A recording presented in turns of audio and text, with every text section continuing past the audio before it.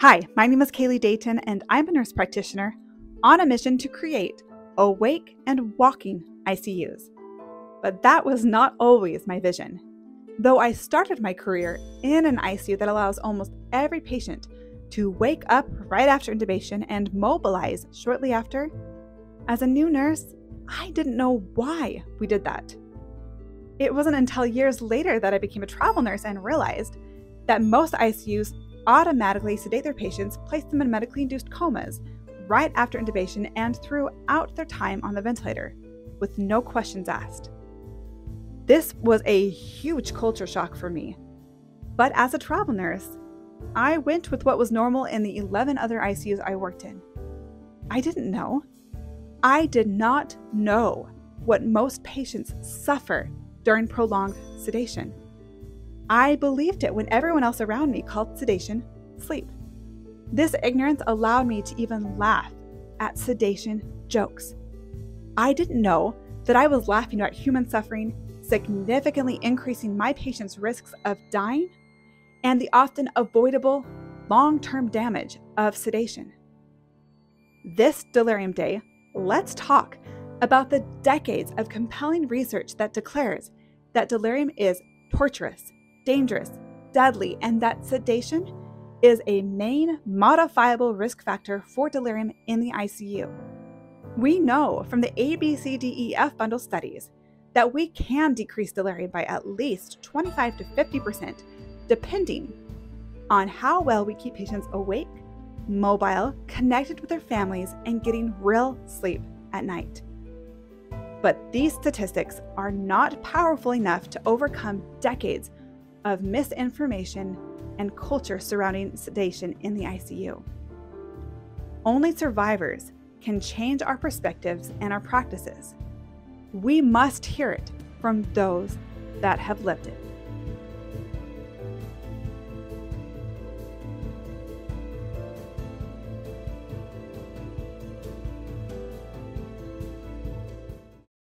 Sedation is not sleep. It's sleep deprivation. Delirium is not just confusion. It's definitely not pleasantly confused. Perceived reality that doesn't go away like a dream. Sedation means deep trauma. Psychological pain. Terror. It's not knowing your wife and assuming she's an imposter seeking to do harm to you with the help of medical staff. Perceived sexual abuse for what are normal medical procedures. A perceived reality that can only be described as hell. Delirium is believing that my 2 young daughters had been kidnapped, and I was unable to communicate this. Because of the medications that are used to place you in that coma, I had very vivid, frightening hallucinations. At one point, I thought that I was kidnapped and I was being held captive by some criminals. I was in a hotel in my mind where a lot of criminal activity was taking place. I was scared to open my eyes because I thought if anyone saw me looking at them, I was going to be killed. All of that was so real. After I had my twins in 2019, I got really sick. I had a pregnancy complication called acute fatty liver of pregnancy. After I gave birth via C-section, I started to hemorrhage and ultimately went into DIC. I received over 50 units of blood products during my time in the ICU.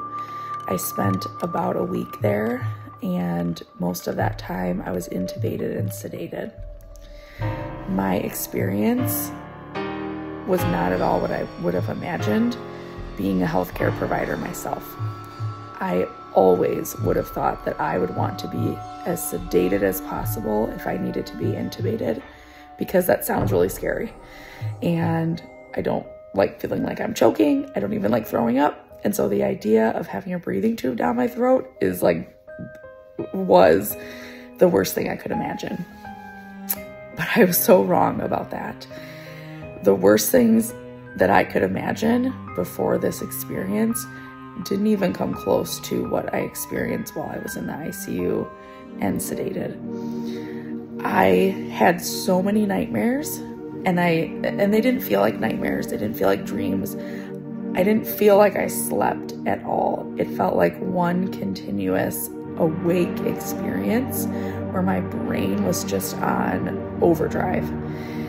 And even though I was, to all those around me, I appeared to be comfortable and sleeping and peaceful, in my mind, I thought that my babies had been taken and given to another family. I thought that my husband was using me as bait to try and capture physicians and nurses that wanted to harvest organs, and we were going to use me and let them try to kill me, try to take my kidneys, try to take my heart. But they assured me that they would stop them just before they killed me. And yet it always felt like they weren't gonna stop them in time. And they did this over and over and over. And I was begging my husband, please stop doing this to me. This is so scary. This isn't safe. We have kids. Like, I can't put my life in jeopardy like this. And he didn't listen. And he kept doing it over and over. And everyone around me told me that I need to be quiet and I should try to pretend like I'm dead, because that way they won't know that I'm really a secret agent. And this went on for days. I believed that my entire family was trying to take me on a cruise ship and travel away from my kids. I thought that I had no passport, that I was going to be stuck on this cruise ship, on this lifeboat in the ocean forever, and I would never get back to the United States. I would never get back to my children. I would never have my life again. I thought that I was tied to a bed. I was tied to a bed. I knew I was tied to a bed, but I thought that that bed was on a ship that was sinking. I thought that I was going to die and drown. I had episodes where I believed that someone was putting a vacuum tube down my throat and trying to suck all my air out as a way of torturing me to get me to talk and tell them things that I didn't have any information about. I spent that week feeling like I was a prisoner in a variety of scenarios, but always a prisoner that could not escape. And as they weaned my sedation and I started to be able to physically move, I was kicking and punching very weakly, but trying in my mind, thinking I was fighting. I was fighting so hard because I thought I was surrounded by bad guys and my captors, and I needed to get out of there. And if I didn't, I knew I was going to die. I knew that if I did not get out, all of these people were going to kill me. And I've never felt so terrified in my life. It was the scariest, worst thing I can imagine. The breathing tube would have been nothing compared to this. I wish that I could have been awake, that I could have known what was going on. I could have coped with that. I could have understood that. But what was happening, what I thought was happening, my brain could not make sense of it. And even after I was fully extubated and awake and talking, I still believed that there were people trying to hurt me. I still believed that there were things happening that I couldn't see but I could hear. Like, I thought there were people living in the walls of my hospital room. I thought they were watching me through the outlets. I thought they were saying bad things about me and laughing at me and saying what a terrible person I am. And it totally broke me to the core. And I woke up feeling like a shell of a person. And I was lucky. I'm a really lucky person who went through an ICU experience because I was young and healthy. And I'm okay now. I'm healed. I'm better. I'm living my life. But I will never be able to forget the things that I experienced. Those things, even almost 4 years later, feel clear as day.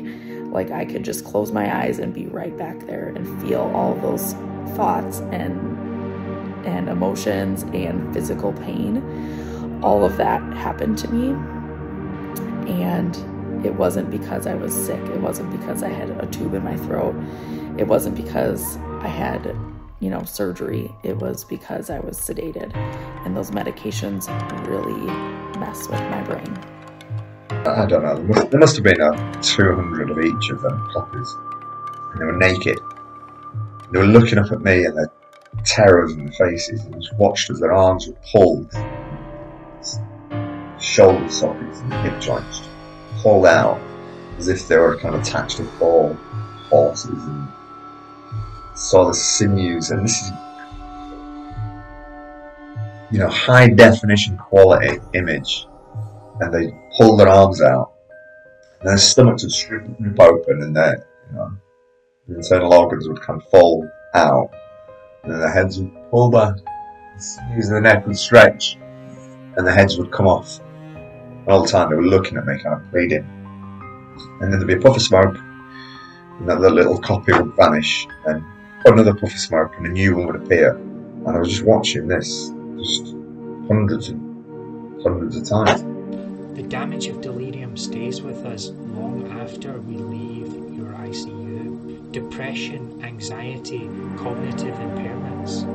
Having memories of a life you didn't live through delirium is disturbing and can put you on a pathway to PTSD diagnosis. The therapist came up with the idea for the beard. It helps me with the nightmares that I have, which I still have to this day. Probably about half the times I go to sleep, I have a nightmare from a coma, and I need something to help me with that. So I take SSRIs and benzos. I do talk therapy. I'm a part of recovery groups. But I have to really work at what's real and what's not real 5 years on. I am an ICU survivor. I was in the ICU for 35 days. I was hooked up to a ventilator, and I suffered terribly from delirium. The delirium was caused by being heavily sedated while on a vent. My family was told that my body needed to rest in order to heal. My body did anything but rest. I suffered terribly from hallucinations and terrible nightmares. 5 years later, I still have them. This practice of sedating patients must end, and it must end now. This is being done in the name of medicine. Doctors pledge to do no harm, but that's exactly what sedation is doing. It is harming patients. So stop this sedation right now. It ends with you. Do it for your loved ones. Do it for your patients. Thank you. During my coma, I was trapped in a world of continuous, vivid and terrifying nightmares, some of them recurring, that would become my reality for many weeks. There was no peaceful sleep or feeling of serenity. It was just visions of pain, torment and suffering. 13 years later, though I know and understand these are false memories, I still have emotions attached to them due to the impact of their perceived authenticity. In the months following hospital discharge, I experienced a psychological fallout that led to me being clinically diagnosed with PTSD. Cognitive impairments, including loss of memory, inability to concentrate or focus. I have been suffering since I was released from the hospital from brain fog. I can't remember a lot of the things that I used to do, and I used to do well. I used to be a computer geek, and yet when I got out of the hospital and my laptop was in front of me, I didn't even know how to turn it on. That brain fog can cause you to lose focus. So I'm not able to sit down and pick up a book and just read casually. I don't have the focus to pay attention. I can't sit down to watch a television show. I just am not able to sit still long enough to focus on anything. I could not remember how to do the most basic things. To this day, if I'm cooking and I'm trying to follow a recipe, I have a difficult time. If I'm sitting down to pay my bills, I have trouble writing out checks. I have trouble keeping up my checkbook. I mean, I still have some ADHD and dyslexia and probably a little bit of trauma, which is normal.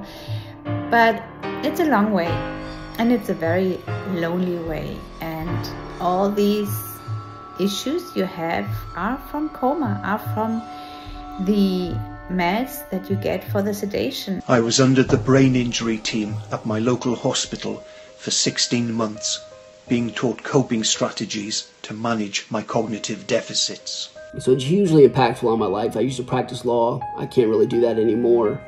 I used to work long hours, obviously not possible anymore. So I have to take a lot of medicine and go to therapy twice a week, as well as these support groups, just to sort of maintain.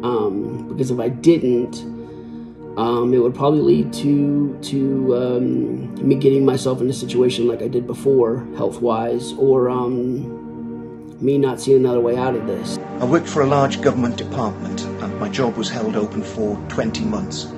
But alongside my physical issues, I no longer had the cognitive abilities to carry out my duties, and I had to accept medical retirement at the age of 49 on the direction of the work doctor. My near 30-year career in defence and intelligence was over. This brought financial implications, as my work pension and disability payments fell short of my monthly salary. Yet I was still a single parent to 2 school-aged daughters and a baby to support, with the same household bills and mortgage payments to be met. Huge adjustments had to be made to my budgeting, as I was the sole income stream to my household. It changes your relationships, changes how you identify yourself, identify with your body. Every relationship that you have will all be forever changed. Loss of life we knew before. Loss of self-confidence. Sedation is not funny content for memes. I don't know how anyone could think sedation was funny content for memes, especially doctors. I know that a certain amount of distance is required, and an inability to disassociate, but my God, how you could be an ICU doctor and think there was something funny. It did not spare me the trauma. I come out of sedation thrashing because of the rat wheel horror race sedation has caused. I didn't know who you are and what had happened to me, and I thought you were trying to do harm to me. And they had to resume sedation during that awakening trial, and obviously that locked me back into the terror of being sedated. Let me communicate with my family. Please, let me get out of bed. Let your patients get out of bed. That may determine their survival. I would prefer any real experience to the unreal experiences that I had. And when I experienced ICU delirium. I can deal with a breathing tube. I can't deal with believing that my husband must trade himself and his life to my captors in order for me to go free. Before you automatically sedate us, make sure it is absolutely necessary. Above all, let the patient choose. I see many doctors that respond with the idea of awake as a ridiculous option. However, until you've walked in our shoes and can give an accurate portrayal of delirium, give us a choice. I have altered my living will to not include intubation or sedation as an option. Could maybe be less long, and it's important that the family has a part in that decision if it's being avoidable. So yeah, let's just be aware of it and see how we can make people aware that there are options. Cliche or childish, but with great power comes great responsibility. And we teach it to kids, comic books, because it's a great lesson to learn. I'm 6.5 years removed from the ICU, and yesterday I woke up and it took me 15 minutes to figure out I was in my bedroom and not my hospital room. That's scary. That's expensive. And currently worse than my pancreatitis is my PTSD. When reflecting on my experience following ICU discharge, I struggled to determine what was real and what was imagined, but my ICU diary would later help me create a timeline of events by extracting the true memories from my fragmented and delusional recall, allowing me to anchor my experience in reality. I urge families to ensure that a patient journal is being kept for their loved one, either by a family member or ICU staff, because they can be a valuable aid in the patient's psychological recovery. Prepare us and our loved ones ahead of time for what delirium looks like and if it is actually needed. Critically ill is very isolating. No one understands, and no matter the amount of empathy they have or you have, it becomes incredibly hard to connect. The trauma and the nightmares and the hallucinations that I experience, they're not from my illness, they're from the treatment. They align with all the stuff that happened in the coma, the being restrained, the medicines, disassociatives, all of it makes so much more sense now that I've learned about this. It's far less scary. But no one ever talked to me about it, and all the research I've done has come from me. No one had brought any of this to me, and that's very unfortunate, and I don't want that to continue.